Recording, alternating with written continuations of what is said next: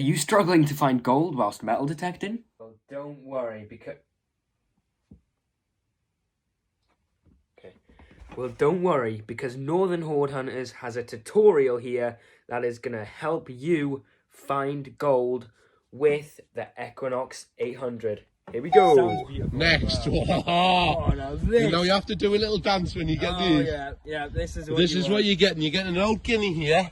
There you see, it's a proper guinea there. It's 1790 something on it, 1789, 1788, something like that. Awesome. So let's see what we get on this. This is the big one. You have to do the dance for this one. The gold dance. Strolling along, normal day. Boop, boop, boop, boop, boop, boop, boop. Oh! But that's a normal signal, isn't it? You get that all the time. What's that hitting? 19. 19.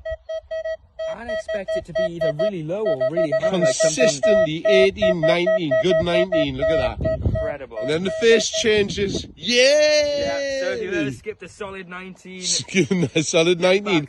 Don't think it's just a penny, it could be a guinea. Even if it's the end of the day. Now they're 22 karat gold. End of the day tired yet? Still dig it. Still dig it.